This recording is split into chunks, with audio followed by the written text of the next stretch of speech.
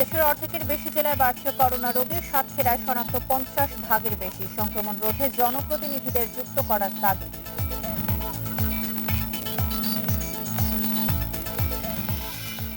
ঢাকার নবাবগঞ্জে ১৫০ বছরের পুরনো জমিদার বাড়ি দখল করে আছে এক প্রভাবশালী পরিবার। তৈরি করেছে অবৈধ হরিণ খামার ও পিকনিক স্পট।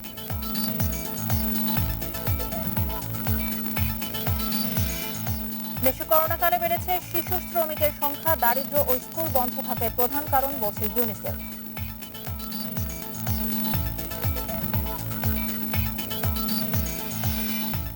অর্থ পাচারের শতাধিক মামলা করার প্রস্তুতি দুদকের। এরই মধ্যে ১৫০ অভিযোগের অনুসন্ধানও শুরু।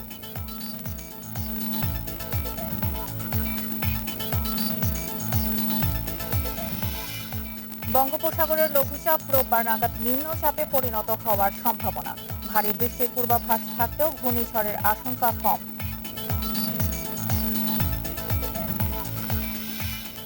স্বাগত সকাল ৯টার ১ ঘন্টার বিরতিহীন ইন্ডিপেন্ডেন্ট সংবাদে। আপনাদের সাথে আছে আমি সঞ্চারী মজিদ তমা এবং আমি সাফাদ্দিন ফরিদ। জানাচ্ছিলাম প্রধান শিরোনামগুলো, এবারে বিস্তারিত। সারা দেশে ৩৬টিরও বেশি জেলায় করোনা সংক্রমণ ঊর্ধ্বমুখী।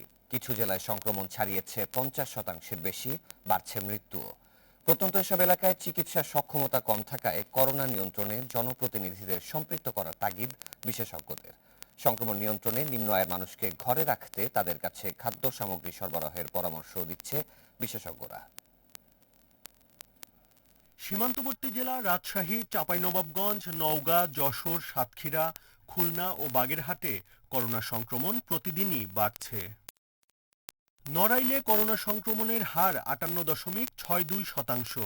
সাতক্ষীরায় এ হার ৫২.৬০%। এছাড়া বাগেরহাট, খুলনা, রাজশাহী, নওগাঁ ও চাঁপাইনবাবগঞ্জে সংক্রমণ বাড়ছে দ্রুত। এভাবে রোগী বাড়তে থাকলে পরিস্থিতি সামলানো কঠিন হবে বলছেন বিশেষজ্ঞরা। বিশেষ করে এরকম হাসপাতাল এরকম নাই, বেড খালি নাই, আইসিইউ নাই, অক্সিজেন নাই, তাহলে মহাসংকটের অবস্থা তৈরি হবে। সেই জন্যই আমাদের চেষ্টা চালাতে হবে, প্রতিরোধমূলক ব্যবস্থা নিতে হবে যেন রোগের সংক্রমণ কমানো যায়।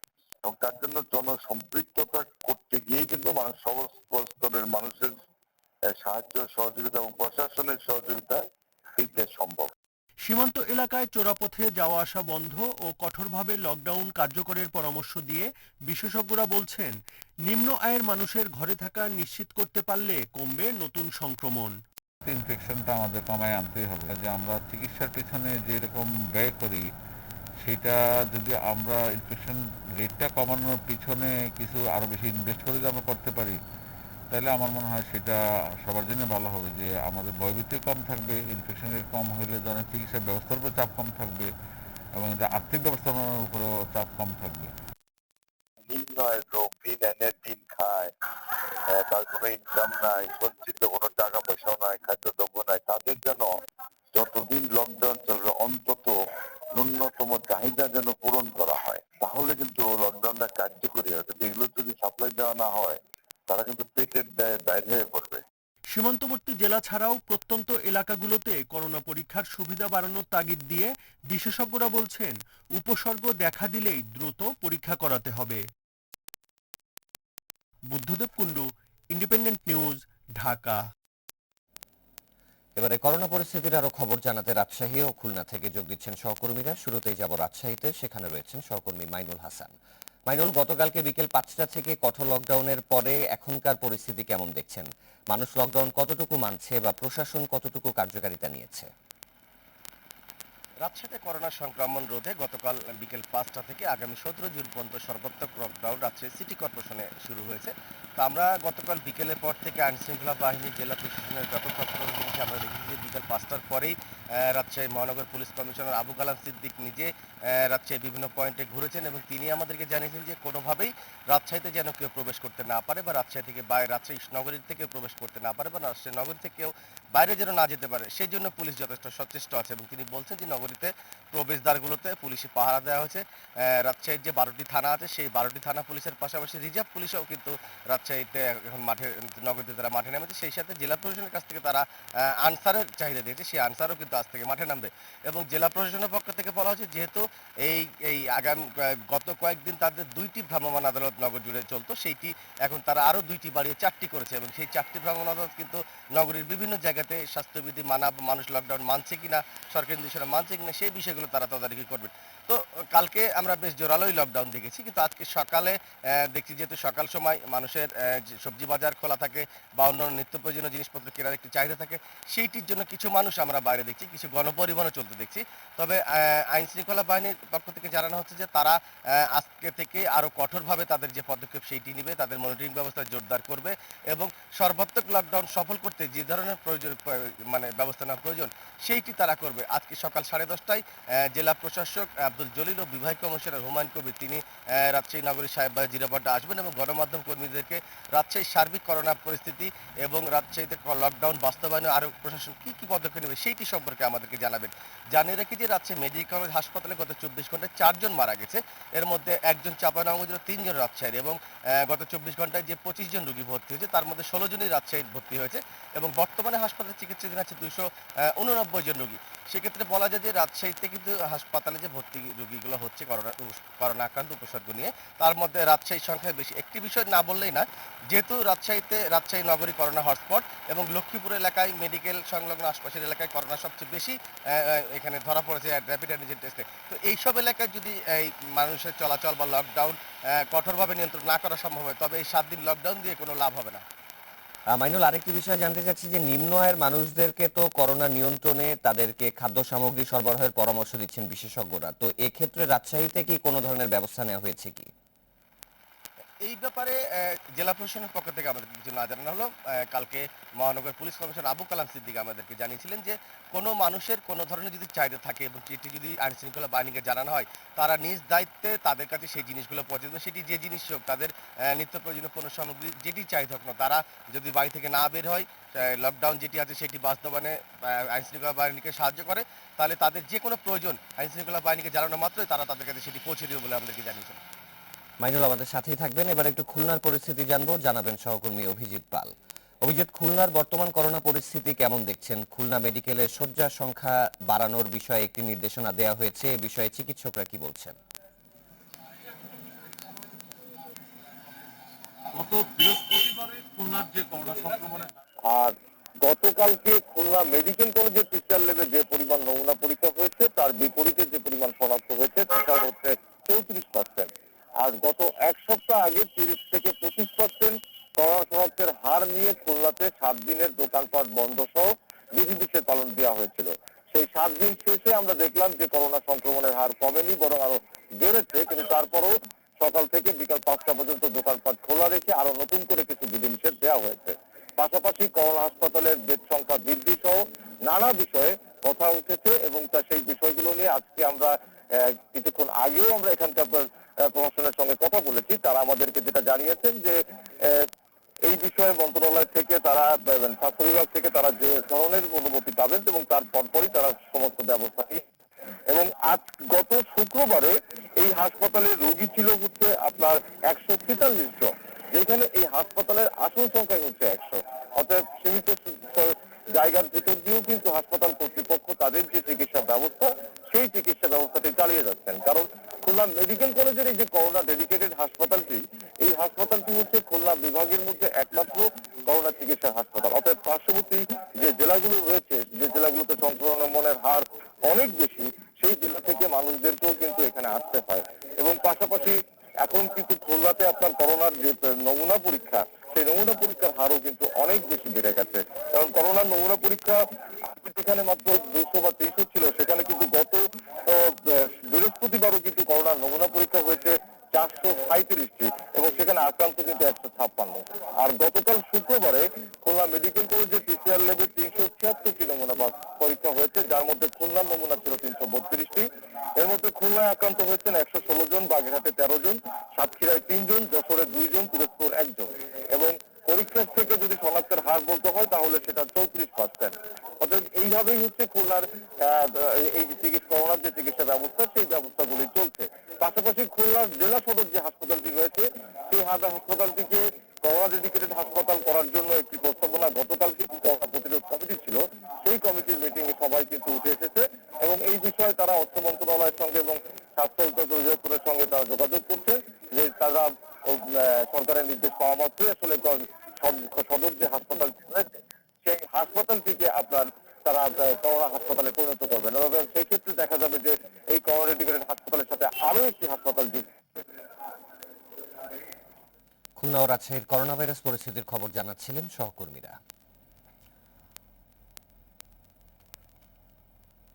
এদিকে কোভ্যাক্স থেকে অক্সফোর্ডের 10,08,000 টিকা আসছে আগস্টে। যুক্তরাষ্ট্র থেকে এই টিকা পাওয়ার আশা করছেন পররাষ্ট্রমন্ত্রী। তিনি বলছেন, অনেক উন্নত দেশে মজুত করা টিকার মেয়াদ শেষ হয়ে যাচ্ছে, তারপরও তারা অন্য দেশকে তা দিচ্ছে না। কোভ্যাক্স থেকে 31 মে 1,06,000 ফাইজারের টিকা পায় বাংলাদেশ। সেখান থেকে এবার আসছে 10,08,000 ডোজ অক্সফোর্ডের টিকা। দিনক্ষণ ঠিক না হলেও যুক্তরাষ্ট্র থেকে অক্সফোর্ডের 10 লাখ ডোজ আসবে বলে তথ্য পররাষ্ট্র মন্ত্রণালয়ের। আর কোভ্যাক্সের টিকা আগস্টেই মিলবে বলে জানিয়েছেন স্বাস্থ্যমন্ত্রী। আজকে আমরা একটা রিপ্লাই পেয়েছি আমরা, তো সেই রিপ্লাই অনুযায়ী তারা প্রিপারেশন নিতে বলছে এবং তারা ভ্যাকসিন অ্যাভেলেবল হয়তো করবে অগাস্ট মাসে। এই কোভ্যাক্সের ভ্যাকসিন ইমিডিয়েটলি আমার দরকার, বিশেষ করে অ্যাস্ট্রাজেনেকা আমার এই যেমন 15 লক্ষ আমার তো একেবারে নেহাত প্রয়োজন। ইউএস আমাদের মূলা দেখাচ্ছে, বলছে হ্যাঁ দিব। আমাকে গতকালকেও আমি একটা লেটার পেয়েছি সেক্রেটারি অফ স্টেট ব্লিংকেন সাহেবের কাছ থেকে, ভেরি গুড লেটার, কিন্তু কত পরিমাণ দিবেন, কয় তারিখ দিবেন সেটা বলেন নাই। অনেক উন্নত দেশই টিকা দেওয়ার বিষয়ে শুধুই আশ্বাস দিয়ে যাচ্ছে বলেও জানান পররাষ্ট্রমন্ত্রী। কানাডায় 50,000 ভ্যাকসিন ডেট এক্সপায়ার হয়ে গেছে, কাউকে দেয় নাই। আর আমি সবচেয়ে তাজ্জব হয়েছে শুনে যে আমার বন্ধু দেশ অস্ট্রেলিয়া, তাদের লোক সংখ্যা হচ্ছে 25 মিলিয়ন, আর তারা নাকি 93.8 মিলিয়ন ভ্যাকসিন কোনোদিন দরকার হবে না। তো ওরা বলে যে না, তারা বিভিন্ন দেশকে দিবে। বাবা দেশে দেতে দেওয়ার নাম তো খালি শুনতেছি যে দিচ্ছি। কোভ্যাক্স থেকে 6 কোটির বেশি টিকা পাওয়ার কথা বাংলাদেশের। সংরক্ষণ পরিবহনের সুবিধা বিবেচনায় বাংলাদেশের জন্য Oxford, Sinopharm, Sinovac, Sputnik V ও জনসন অ্যান্ড জনসনের টিকা উপযোগী বলে মনে করে স্বাস্থ্য অধিদপ্তর। বন ইবনে কামাল, ইন্ডিপেন্ডেন্ট নিউজ, ঢাকা। এদিকে চীনে দেয়া উপহারের আরো 6 লাখ টিকা কাল ঢাকা পৌঁছাবে বলে জানিয়েছেন চীনের উপরাষ্ট্রদূত হুয়া লংয়ান। টিকাগুলো এখন বেইজিং বিমানবন্দরে রয়েছে। এর আগে 12 মে চীন থেকে সিনোফার্মের 5 লাখ টিকা পায় বাংলাদেশ। 25 মে শুরু হয় এর প্রয়োগ। চীন থেকে 1.5 কোটি টিকা কিনছে সরকার, মাসে 50 লাখ করে তা আসার কথা। এর আগে সেরাম থেকে 3 কোটি ডোজ টিকা কেনার চুক্তি হলেও মহামারীর কারণে ভারত টিকা রপ্তানি বন্ধ করে দেয়। এতে টিকার জন্য চীনের সঙ্গে যোগাযোগ শুরু করে সরকার।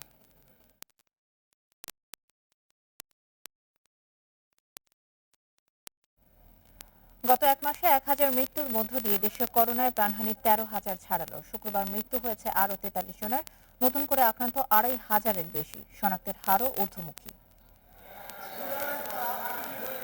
শুক্রবার সকাল পর্যন্ত 24 ঘন্টায় 510টি ল্যাবে নমুনা পরীক্ষার সংখ্যা 18,777।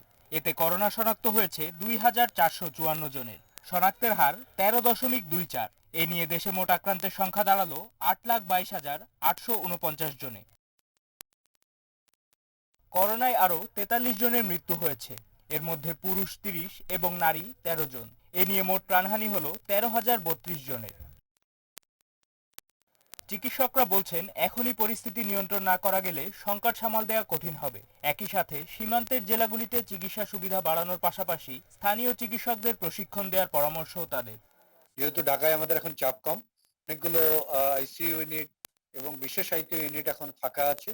এখানে চিকিৎসক, নার্স সকলকে মিলিয়ে যদি ওখানে নিয়ে যাওয়া যায়, তারা কিছুদিন থেকে প্লাস অন্যান্য চিকিৎসক নার্সদের এনে তারা যদি ট্রেনিং দেন হাতে কলমে, তাহলে আমি মনে করি সেবাটা ভালো হবে, তাদের উপর চাপ কম পড়বে। গত 24 ঘন্টায় করোনা থেকে সেরে উঠেছেন আরও 2,286 জন। এতে মোট সুস্থের সংখ্যা দাঁড়ালো 7,61,916 জনে। মাহমুদুর নবী, ইন্ডিপেন্ডেন্ট নিউজ। ঢাকা নবাবগঞ্জ থানায় অর্পিত সম্পত্তি ব্রজনিকেতন এখন হয়েছে জজবাড়ি। বাড়িটিতে গড়ে উঠেছে অবৈধ হরিণের খামার। বাড়ির অন্য ভবনগুলো ব্যবহার হচ্ছে পিকনিক স্পট হিসেবে। রাষ্ট্রপক্ষের আইনজীবী ও উপজেলা নির্বাহী কর্মকর্তা বলছেন, 2012 সালে বাড়ির জমির দলিল জাল বলে রায় দেয় ঢাকা জজ আদালত। এরপর হাইকোর্ট থেকে স্থগিতাদেশ নিয়ে গত 1 যুগ ধরে দখল করে রেখেছেন একটি প্রভাবশালী পরিবার। নবাবগঞ্জের কলাকোপায় প্রাসাদোপম বাড়িটির বয়স প্রায় 150 বছর। ব্রিটিশ শাসন আমলে কারুকার্যময় এই বাড়িটির মালিক জমিদার ব্রজেন রায় ওরফে সুদর্শন রায়। বাড়িটি এলাকায় ব্রজনিকেতন নামে পরিচিত। 4 একর 57 শতক জমির উপর তৈরি বাড়িটি এখন নাম দেওয়া হয়েছে জজ বাড়ি। দর্শনার্থী আকর্ষণে গড়ে তোলা হয়েছে অবৈধ হরিণের খামার। অথচ 2012 সালে এই বাড়িটি অর্পিত সম্পত্তি হিসেবে ঘোষণা করে ঢাকার নিম্ন আদালত। সে বছরই উচ্চ আদালত থেকে রায়ের বিরুদ্ধে একটি স্থগিতাদেশ নিয়ে বাড়িটিতে থাকছেন সাবেক সহকারী জেলা জজ আবুল হোসেন ও তার ছোট ভাই বিএনপির ঢাকা জেলা কমিটির সাধারণ সম্পাদক আবু আশফাক। এ বিষয়ে কথা বলতে গেলে তেড়ে আসেন আবুল হোসেন। আপনার পরিচয় নেই, এত জানার দরকার নাই। এই বাড়ি তো আপনি দখল করে রাখছেন। হ্যাঁ, রাখছি।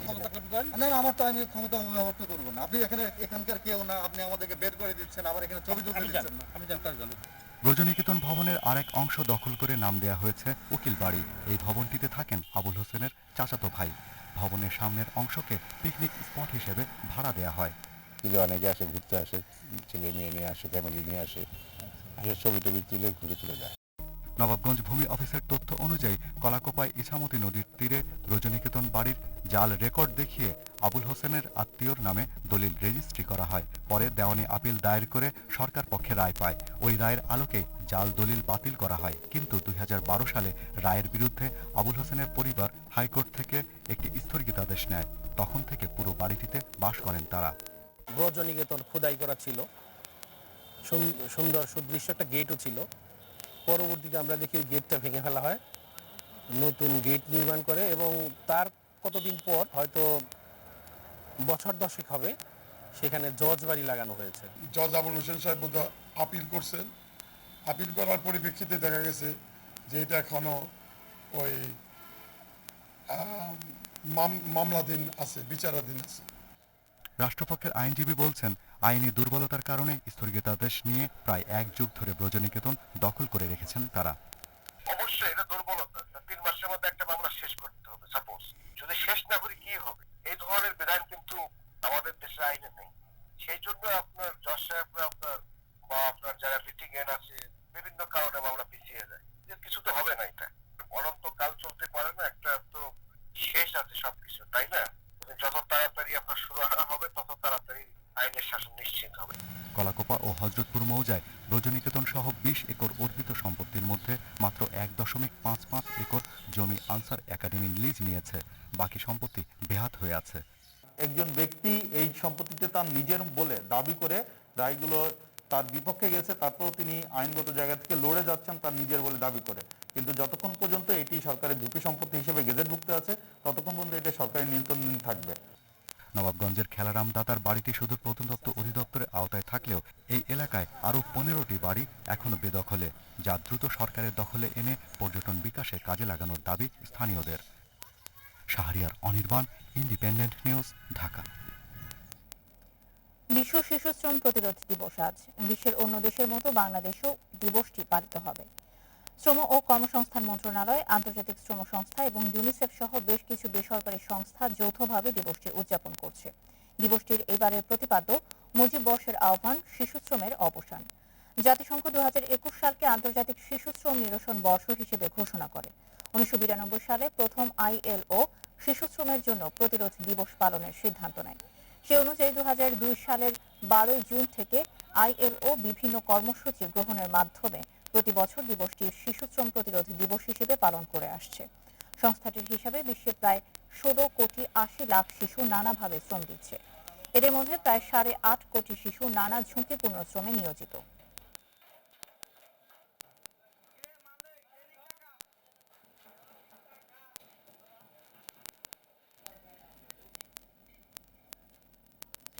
এদিকে দেশে করোনাকালে বেড়েছে শিশু শ্রমিকের সংখ্যা, বলছে ইউনিসেফ।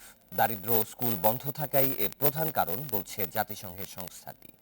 এদিকে 2021 সালের মধ্যে ঝুঁকিপূর্ণ শিশু শ্রম শূন্যের কোঠায় নামানোর প্রতিশ্রুতি থাকলেও বর্তমানে পরিস্থিতিতে সেই সময়সীমা 2025 পর্যন্ত বাড়িয়েছে শ্রম মন্ত্রণালয়। পড়াশোনা ছেড়ে এখন লোহা কাটা আর জোড়ার কাজ করে 14 বছরের মুসা। সকাল 9টা থেকে শুরু হয়ে অনেক সময় কাজ গড়ায় রাত 10টা পর্যন্ত। মাসিক বেতন 5,500 টাকা। বাবার মৃত্যুর পর বরিশালের গ্রাম ছেড়ে শহরে মামার আশ্রয়ে ওঠে শিশুটি। মামা তাকে লোহার দোকানের এই কঠিন কাজে দিয়েছেন 5 মাস আগে। এখন কাজ করে আগে লেখাপড়া পড়তাম, পড়াই তো পড়া আনছিল ওই জায়গায় কাজের জন্য, কাজে ঢুকা দিত, ওই জায়গায় মাদ্রাসাটা ভালো ছিল না সেই জন্য।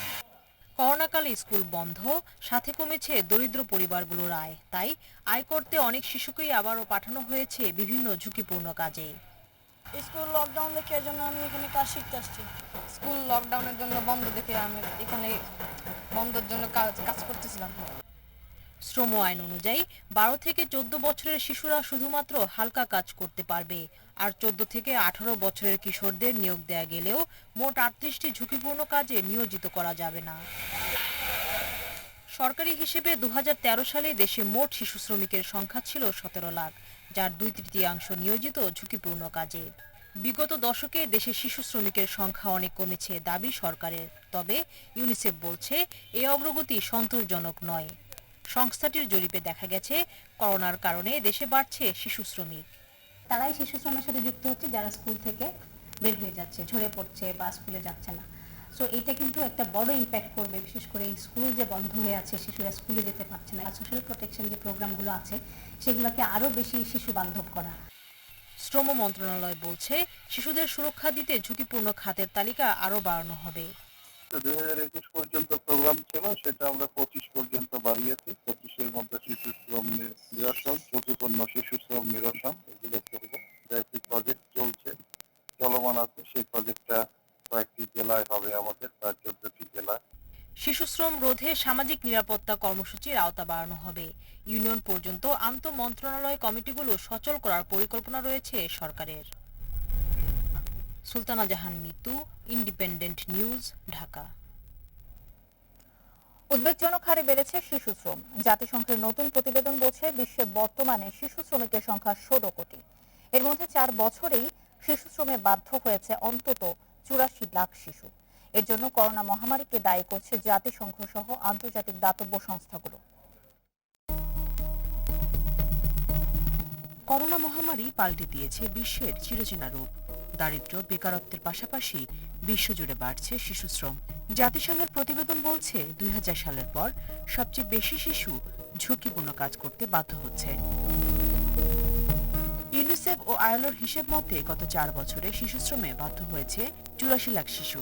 করোনার কারণে 2022 সালের মধ্যে আরও 90 লাখ শিশু এই ঝুঁকিতে রয়েছে।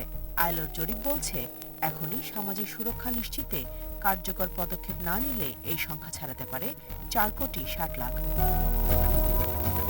বিশ্বে মোট শিশু শ্রমিকের অর্ধেকের বয়স 5 থেকে 11 বছর, আর কৃষি খাতে কাজ করা শিশুর সংখ্যা 11,20 লাখ। 2016 সালের তুলনায় ঝুঁকিপূর্ণ কাজে যোগ দেওয়া শিশুর সংখ্যা 65 লাখ থেকে বেড়ে দাঁড়িয়েছে 7,90 লাখ। সাব সাহারান আফ্রিকার পরিস্থিতি সবচেয়ে খারাপ। সামাজিক সুরক্ষা নিশ্চিতের পাশাপাশি খাদ্য ঘাটতি ও দারিদ্র্য নিরসনে কার্যকর পদক্ষেপ নিতে হবে। সেই সাথে শিক্ষা ব্যবস্থাকেও উন্নত করতে কাজ করতে হবে আমাদের। শিশুদের ঝুঁকিপূর্ণ কাজ থেকে বিরত রাখতে শ্রম ব্যবস্থা উন্নয়নে এক হয়ে কাজ করতে হবে। 2000 থেকে 2016 সাল পর্যন্ত বিভিন্ন দেশের সরকার ও আন্তর্জাতিক সংস্থার তৎপরতায় 9,40 লাখে নামিয়ে আনা সম্ভব হয়েছিল শিশু শ্রম। কিন্তু করোনায় বর্তমানে উদ্বেগজনক হারে বাড়ছে এই সংখ্যা। অর্থনৈতিক সংকট বেড়ে যাওয়ার পাশাপাশি শিক্ষা প্রতিষ্ঠান বন্ধ থাকা দায়ী বলছেন বিশ্লেষকরা। পরিস্থিতি নিয়ন্ত্রণে সরকার ও দাতা দেশগুলোর প্রতি আহ্বান জানিয়েছে ইউনিসেফ এবং ILO. Nusrat Serin, Independent News. 2007 সালে শেখ হাসিনাকে গ্রেপ্তার করে তৎকালীন সেনা সমর্থিত তত্ত্বাবধায়ক সরকার গণতান্ত্রিক অধিকারকে অবরুদ্ধ করার অপপ্রয়াস চালিয়েছিল, এমন মন্তব্য করেছেন আওয়ামী লীগের সাধারণ সম্পাদক ওবায়দুল কাদের।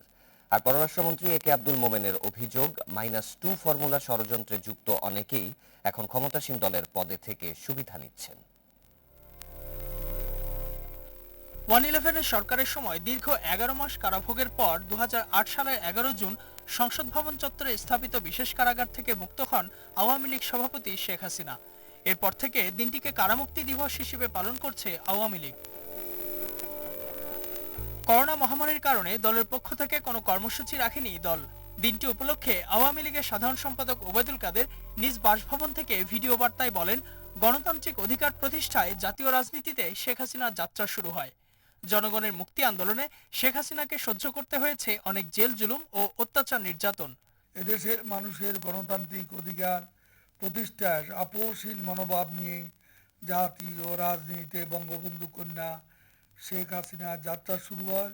জনগণের মুক্তি আন্দোলনে জননেত্রী শেখ হাসিনাকে সহ্য করতে হয়েছে অনেক জেল জুলুম, অত্যাচার, নির্যাতন।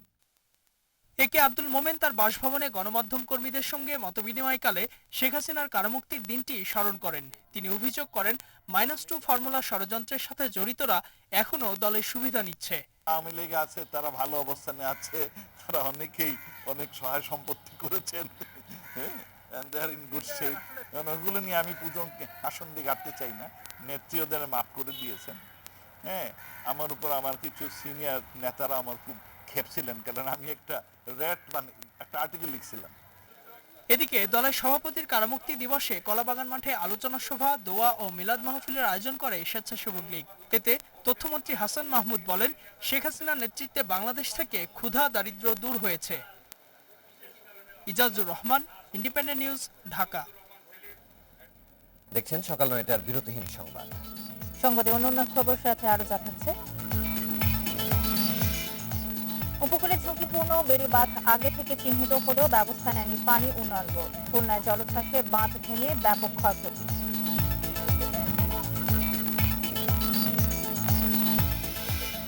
রাজধানীতে বেড়েছে ওট পেতে থাকা টানা পার্টির দৌরাত্ম্য। সবুজবাগে ব্যাগ ছিনতাইয়ে গ্রেপ্তার 2।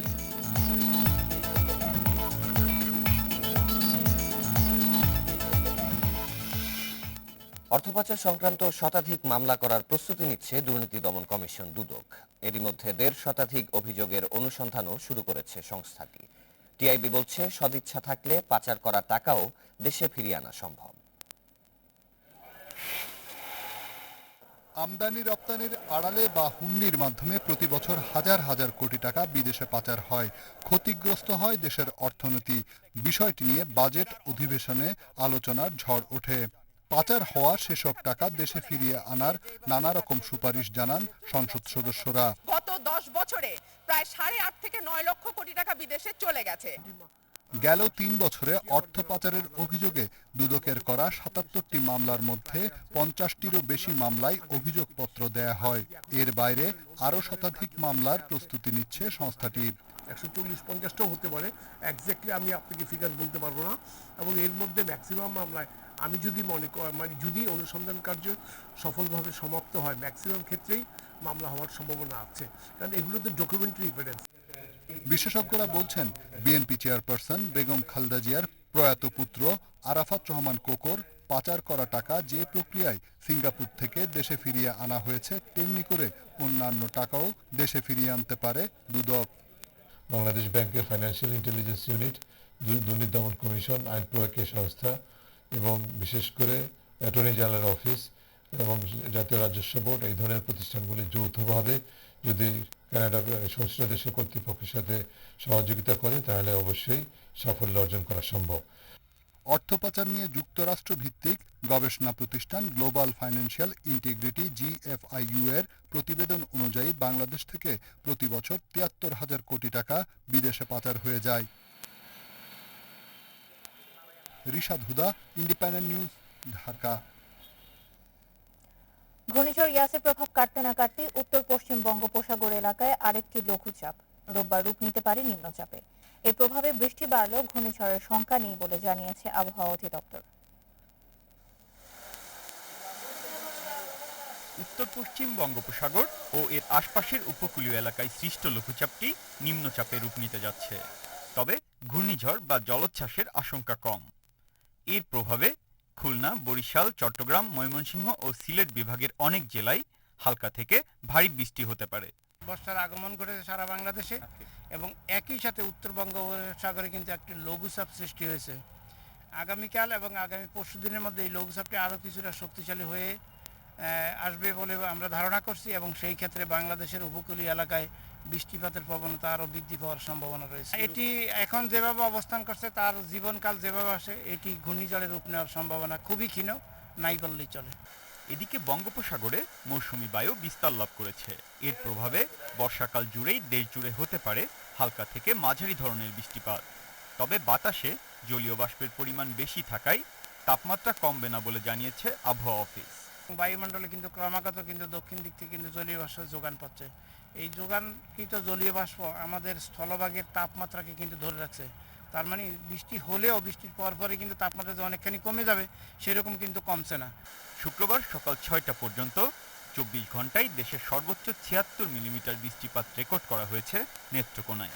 সর্বোচ্চ তাপমাত্রা ছিল রাজশাহীতে 36.5 degree Celsius. Biprajit Chanda, independent news, Dhaka.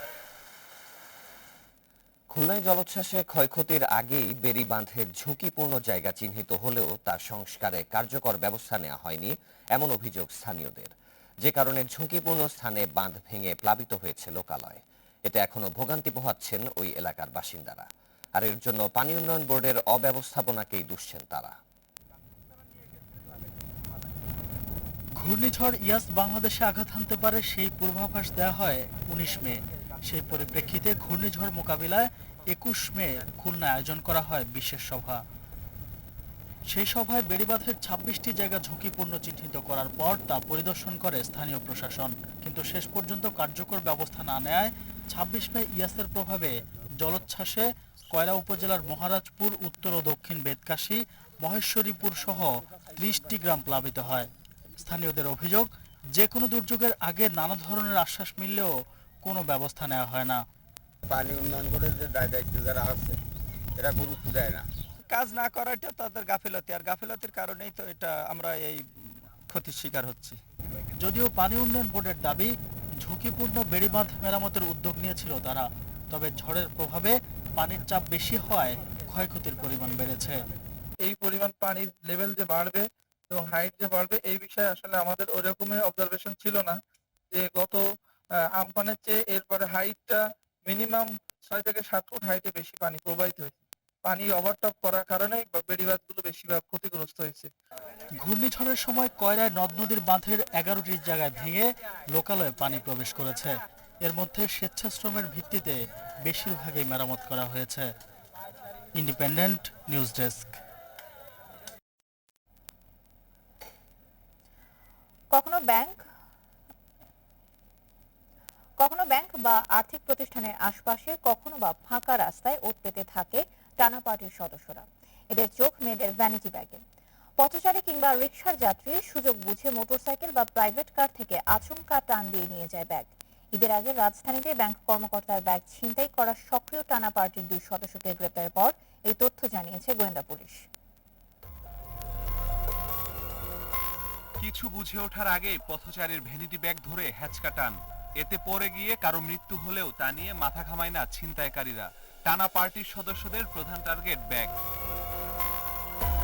গত 9 মে রিকশায় করে মতিঝিলের অফিস থেকে খিলগাঁও যাচ্ছিলেন এক ব্যাংক কর্মকর্তা। অতীশ দীপঙ্কর রোডে পৌঁছালে হঠাৎ পেছন থেকে 2 মোটরসাইকেল আরোহী আচমকা টানে ব্যাগ নিয়ে যায়। অনেক আহত হয়েছিলাম এবং আমি অনেক দিন একটা ট্রমার মধ্যে ছিলাম। আমার খালি হাঁটতে চলতে বা যে কোনো সময় আমার মনে হতো যে আমাকে কেউ পেছন থেকে টান দিচ্ছে, আমি পড়ে যাচ্ছি। আমার আসলে এখনো স্বাভাবিকভাবে চলতে অনেক একটা আতঙ্ক কাজ করে। মামলা হলে সবুজবাগ থানা থেকে তদন্ত আসে ডিবির সাইবার অ্যান্ড স্পেশাল ক্রাইম বিভাগে। সিসিটিভি ক্যামেরার ফুটেজ পর্যালোচনা করে ঘটনার 1 মাস পর ওই 2 মোটরসাইকেল আরোহীকে গ্রেপ্তার করে ডিবি। পুলিশ বলছে এরা পেশাদার টানা পার্টির সদস্য। ব্যাংক থেকে টাকা উত্তোলনকারীরা এদের প্রধান টার্গেট। যেহেতু এখানে সিসিটিভি ছিল এবং আরও প্রযুক্তি ব্যবহার করে আমাদের টিম সেটাকে আমরা 2 জনকে গ্রেপ্তার করেছি এবং তাদের কাছ থেকে টাকা উদ্ধার হয়েছে, ভ্যানিটি উদ্ধার হয়েছে এবং তারা যে ড্রেসটা ব্যবহার করে ওই সময় ছিনতাইটা করেছিল বা গাড়িটা ঠেক দিয়েছিলেন সবকিছু আমরা উদ্ধার করেছি এবং তারা স্বীকার করেছে। রাজধানীতে টানা পার্টির সদস্যরা সবসময় ওত পেতে থাকে জানিয়ে ব্যাগ নিয়ে যাতায়াতের সময় সতর্ক থাকার পরামর্শ পুলিশের। Masudur Rahman, independent news, Dhaka. Motorcycle চোর চক্রের প্রধান কালাম সহ ৮ জনকে গ্রেপ্তার করেছে গোয়েন্দা পুলিশ। 10 বছরে তার বিরুদ্ধে চুরির মামলা 25টি, বিয়ে করেছেন 33টি। সারা দেশে এমন 8 থেকে 10টি চক্র সক্রিয় বলেও জানিয়েছে পুলিশ। এভাবেই মুহূর্তেই ঢাকার ব্যস্ত রাস্তায় গায়েব হয়ে যায় মোটরসাইকেল।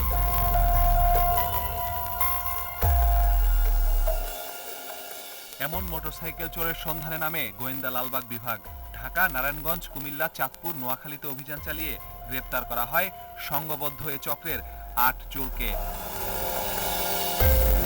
গোয়েন্দা অভিযানে উদ্ধার করা হয় 17টি মোটরসাইকেল ও চুরির বিভিন্ন সরঞ্জাম। যেসব বাড়িতে দারোয়ান থাকে না বা নিরাপত্তা ব্যবস্থা দুর্বল, সেসব বাড়ির গ্যারেজ তাদের মূল টার্গেট। তালা ভেঙে অথবা সেলফে ব্যাটারি সংযোগ দিয়ে বাইক স্টার্ট দিয়ে পালিয়ে যায় তারা। পাশে গ্যারেজ ছিল, ওই গ্যারেজে দুইটা তালা ভেঙে এবং মোটরসাইকেলেও 2টা তালা ছিল, ওই 2টা তালা ভেঙে মোটরসাইকেল ভোর 4টার দিকে নিয়ে গেছে। পুলিশ বলছে এ চক্রের হোতা কালাম, সে সহ 5 জনের দায়িত্ব মোটরসাইকেল চুরির। তারপর তা ঢাকার বাইরে পাঠায় আফজাল। ভুয়া কাগজপত্র তৈরি করে তা বিক্রির দায়িত্ব নেয় ফারুক ও হেলাল। শুধু ঢাকাতে চুরি করে, এরা ঢাকার আশেপাশে এবং পুরো বাংলাদেশেই চুরি করে। এই যে কালামের সাথে কথা বলে ইজ ভেরি ইন্টারেস্টিং, সে 33টা বিয়ে করেছে। হ্যাঁ, এবং সে যে জায়গাতে চুরি করে সে জায়গাতে একটা করে বিয়ে করে। এরকম প্রতিদিনই কোনো না কোনোভাবে তার বাইক চুরি করছে। চক্রটির সদস্যরা সবাই পেশাদার চোর। সবার বিরুদ্ধেই 15 থেকে 25টি করে মামলা। উদ্ধার হওয়া মোটরসাইকেল বুঝে নিতে মালিকদের ডিবি কার্যালয়ে যোগাযোগ করতে বলা হয়েছে। Masudur Rahman, independent news, Dhaka. গাজীপুরের টঙ্গীর মিলগেট এলাকায় ঝুটের গুদামে আগুনে পুড়ে গেছে বিভিন্ন মালামাল। ফায়ার সার্ভিসের 6টি ইউনিট 2 ঘন্টার চেষ্টায় আগুন নিয়ন্ত্রণে আনে। ফায়ার সার্ভিস জানিয়েছে, গত রাত 3:15টার দিকে মিলগেট এলাকায় টিনশেডের ঝুটের গুদামে আগুন লাগে। মুহূর্তেই আগুন গুদামের চারপাশে ছড়িয়ে পড়ে। খবর পেয়ে টঙ্গী উত্তরা সদর দপ্তর সহ আশপাশের ফায়ার সার্ভিসের 6টি ইউনিট ঘটনাস্থলে পৌঁছে আগুন নিয়ন্ত্রণে কাজ শুরু করে। পরে তাদের 2 ঘন্টার চেষ্টায় আগুন নিয়ন্ত্রণে আসে, তবে আগুন লাগার কারণ ও ক্ষয়ক্ষতির পরিমাণ জানা যায়নি এখনো।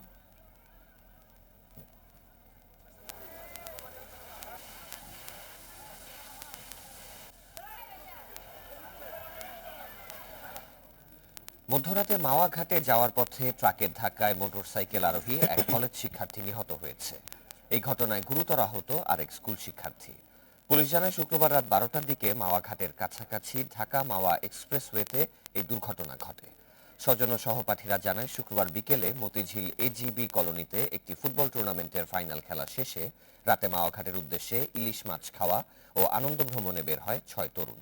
3টি মোটরসাইকেলে করে যাচ্ছিল তারা। মাওয়া ঘাটের কাছাকাছি যাওয়ার পর পেছন থেকে একটি ট্রাকের ধাক্কায় মাথায় গুরুতর জখম হয় পরাগ ও সিফাত। ঢাকা মেডিকেলে নেয়ার পথে মারা যায় পরাগ।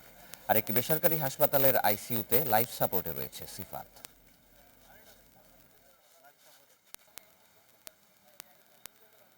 পিছন দিয়ে আর কি ট্রাক একটা আওয়াজ আসছে, টাস করে একটা আওয়াজ আসছে। তো আমরা ভাবলাম কি হইলো, তো এখন আবার আমরা গাড়িটা পিছে ব্যাক করে দেখি কি ওরা দুই সাইডে ছড়াই ছিটা পড়ে আছে গাড়ি নিয়ে। আমার বন্ধুর যে অবস্থা, আমি প্রত্যক্ষদর্শী যা দেখলাম, সে যদি হেলমেট পরতো তার মাথাটা একটু হলেও সেফ বা তার লাইফ সাপোর্ট বা কিছু একটা চান্স সুযোগ থাকতে পারতো। কিছু পুলিশি দায়িত্ব থাকতে পারে এগুলো চেক করা, দেখার জন্য যে এই রাতের 12টার পরে কিংবা 11টার পরে ওইখানে এই কম বয়সী ছেলেপেলেরা হুন্ডের জন্য মুভ করতে না পারে। কুষ্টিয়ায় যৌতুকের দাবিতে গৃহবধূকে পিটিয়ে হত্যার অভিযোগ উঠেছে স্বামী ও স্বজনদের বিরুদ্ধে। স্বজনরা জানায়, 7 বছর আগে মিরপুর উপজেলার খয়রপুর গ্রামের পলি খাতুনের সঙ্গে একই গ্রামের আবু বক্করের বিয়ে হয়। বিয়ের পর থেকেই যৌতুকের দাবিতে পলির ওপর নির্যাতন চালাতো আবু বক্কর ও তার পরিবারের সদস্যরা। এরই জের ধরে গত 2 জুন হাতুড়ি ও শাবল দিয়ে নির্মমভাবে পিটিয়ে আহত করে মাদকসেবী স্বামী ও তার বাবা মা। হত্যার ঘটনায় 4 জনকে আসামি করে মামলার পর আবু বক্করকে গ্রেপ্তার করলেও বাকিরা পলাতক।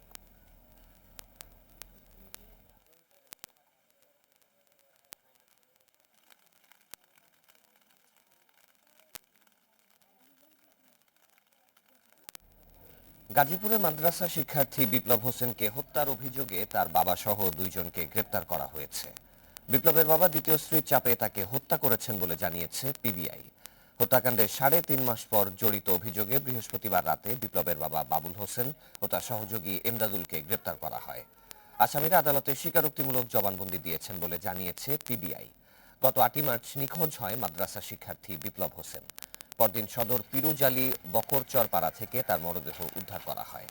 এ ঘটনায় বিপ্লবের মা জয়দেবপুর থানায় অজ্ঞাতনামা আসামিদের বিরুদ্ধে মামলা করেন।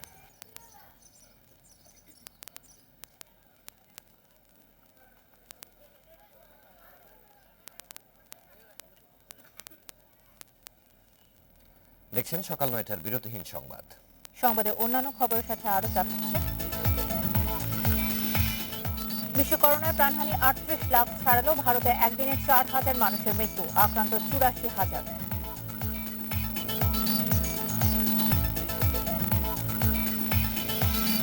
স্ট্যাম্পে লাথি আম্পায়ারের সাথে তর্কের পর ক্ষমা চাইলেন সাকিব। ক্রিকেটের জন্য এমন আচরণ ক্ষতিকর বলছেন বিশ্লেষকেরা।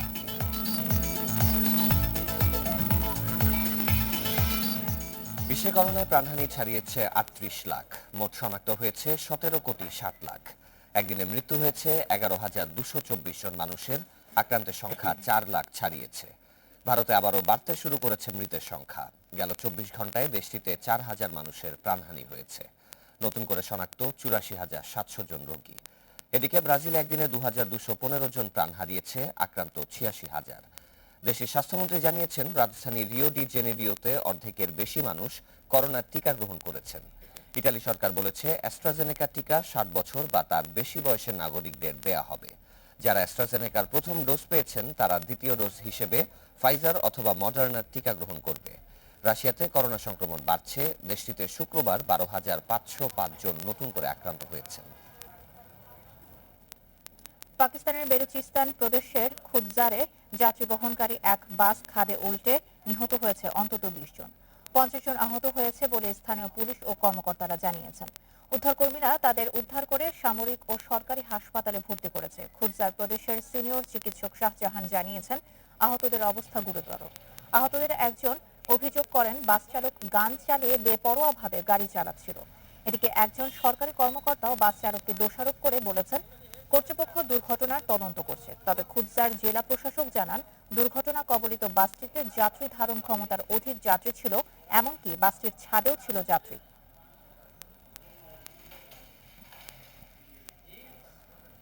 মর্যাদা লড়াইয়ের ম্যাচে নতুন বিতর্কে জড়ালেন সাকিব আল হাসান। আম্পায়ার আউটের সিদ্ধান্ত না দেয়ায় লাথি দিয়ে স্ট্যাম্প ভেঙেছেন টাইগার অলরাউন্ডার। এরপর আবার উইকেট থেকে তুলে নিয়ে ছুঁড়ে মেরেছেন 3 স্টাম্প। এরপর তর্কে জড়ান বোর্ড পরিচালক ও আবাহনী কোচ খালেদ মাহমুদ সুজনের সাথে।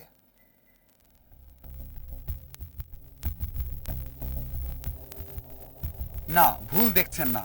সাকিব আল হাসান লাথি দিলেন স্ট্যাম্পে। আরো একবার দেখে নেওয়া যাক।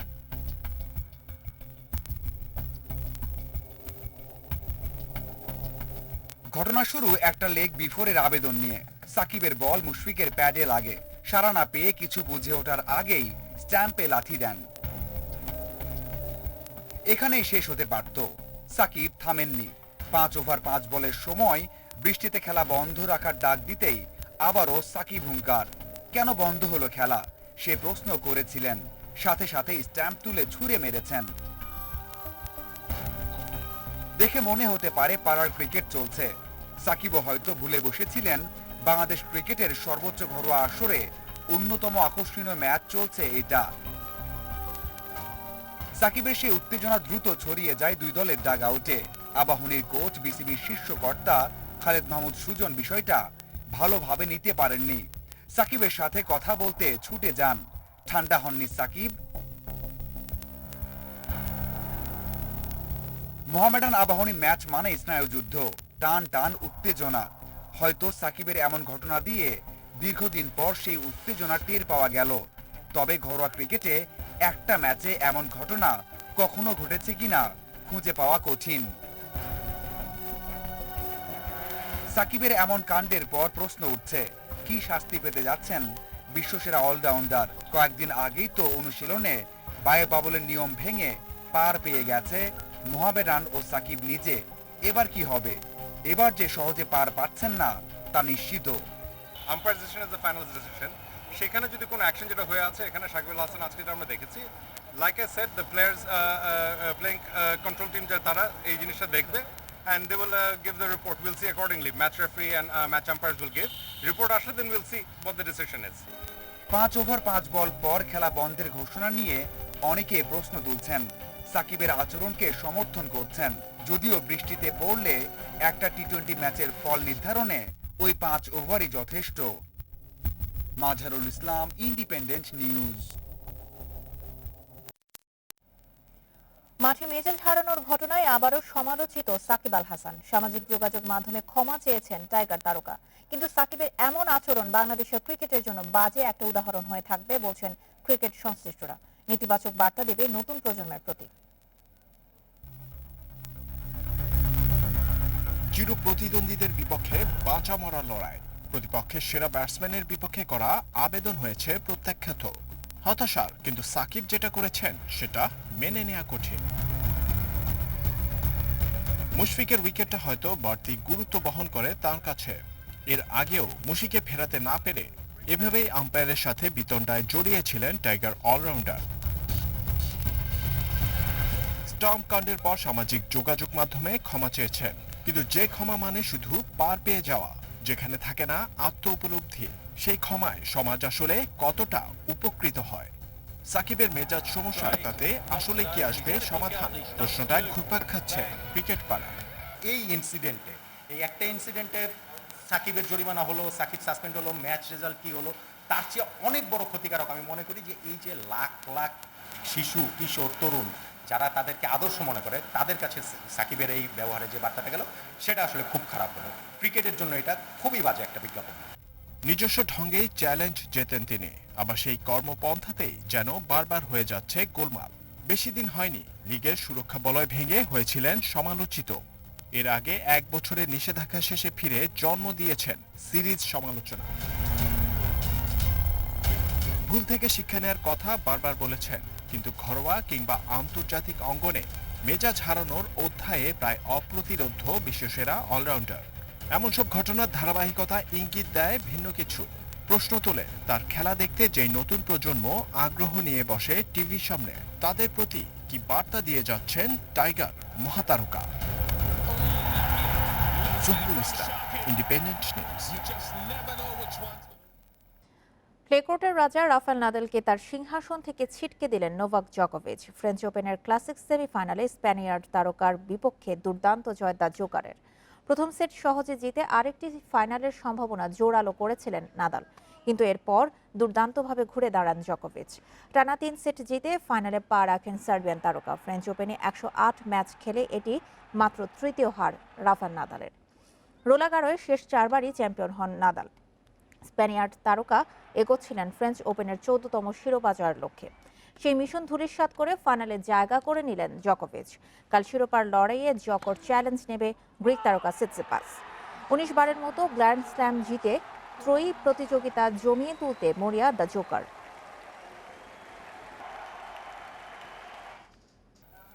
এদিকে ফ্রেঞ্চ ওপেনের নারী এককের ফাইনালে আজ মুখোমুখি হবে পাভলিচেঙ্কোভা ও ক্রায়োকোভা। দুজনের সামনেই প্রথমবারের মতো গ্র্যান্ড স্ল্যাম সিঙ্গেলস জয়ের হাতছানি। শিরোপা লড়াই শুরু হবে সন্ধ্যা 7টায়। জুনিয়র টেনিসে দাপুটে খেলোয়াড় ছিলেন আনাস্তাসিয়া পাভলিচেঙ্কোভা, কিন্তু মেজর্সে বড় কোনো সাফল্য ধরা দিচ্ছিল না। রোলাগারোয় আগে তার সেরা সাফল্য 2011 সালের কোয়ার্টার ফাইনাল খেলা। 29 বছর বয়সী রাশিয়ান তারকাকে ফাইনালে চ্যালেঞ্জ জানাবেন বারবারা ক্রায়োকোভা। ক্রায়োকোভার সামনেও প্রথমবারের মতো গ্র্যান্ড স্ল্যাম সিঙ্গেলস জয়ের হাতছানি। বিনোদন কেন্দ্রের নামে গড়ে ওঠা মিনি চিড়িয়াখানা বন্ধে মাঠে নামছে বন বিভাগ। সারা দেশে শুরু হচ্ছে সাঁড়াশি অভিযান। সেখানে যারা বন্যপ্রাণী রাখছেন তাদের উপর চলছে নজরদারি, নেওয়া হবে আইনি ব্যবস্থাও। 3রা জুন রাতে নরসিংদীর আরশিনগর পার্ক ও মিনি চিড়িয়াখানায় অভিযান চালায় বন বিভাগের বন্যপ্রাণী অপরাধ দমন ইউনিট। উদ্ধার হয় ভাল্লুক, অজগর, গন্ধগোকুল, সজারু, শকুন, বকসহ 38 বন্যপ্রাণী। সারা দেশে বিনোদন কেন্দ্র, পিকনিক স্পটে রয়েছে এমন মিনি চিড়িয়াখানা। ঢাকার সাভারে অরণ্যালয়, মানিকগঞ্জের নাহার গার্ডেন, খুলনার বনবিলাস, চাঁদপুরেও করা হয়েছে মিনি চিড়িয়াখানা। সেখানে বাঘ, লাইগার, ভাল্লুক, অজগর থেকে শুরু করে রাখা হচ্ছে নানা প্রজাতির বন্যপ্রাণী, যা শাস্তিযোগ্য অপরাধ। বন বিভাগ বলছে এতে পাচারও বাড়ছে। তাদের সাথে বাইরের পাচারের কোন সম্পর্ক আসলে এই বিষয়টাকে উড়িয়ে দেওয়া যায় না। আমরা এই বিষয়টাকে আসলে খতিয়ে দেখার চেষ্টা করছি, তবে থাকতে পারে, কারণ এই প্রাণীগুলোকে যখন অন্যায়ভাবে তা ঢোকানো হয় এবং বাইরের যে প্রাণীগুলোকে রাখা হয় সেটাও আসলে বৈধভাবে রাখা হয় কিনা এই বিষয়গুলো আমরা দেখার চেষ্টা করবো।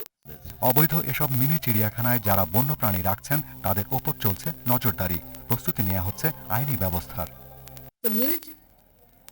আর ছিল এখনকার মতো সকাল 9টার বিরতি ইন্ডিপেন্ডেন্ট সংবাদ। যাওয়ার আগে শিরোনামগুলো আরেকবার। দেশের অর্ধেকের বেশি জেলায় বাড়ছে করোনা রোগী, সাতক্ষীরায় শনাক্ত 50 ভাগের বেশি, সংক্রমণ রোধে জনপ্রতিনিধিদের যুক্ত করার তাগিদ।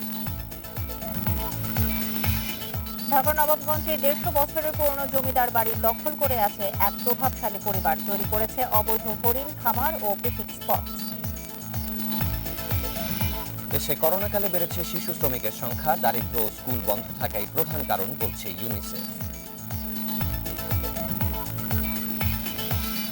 অর্থ পাচারের শতাধিক মামলা করার প্রস্তুতি দুদকের, এরই মধ্যে 150 অভিযোগের অনুসন্ধানও শুরু।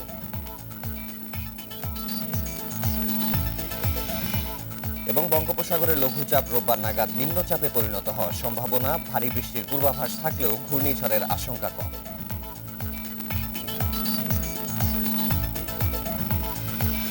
আর এই ছিল সকাল 9টার বিরতিহীন সংবাদে।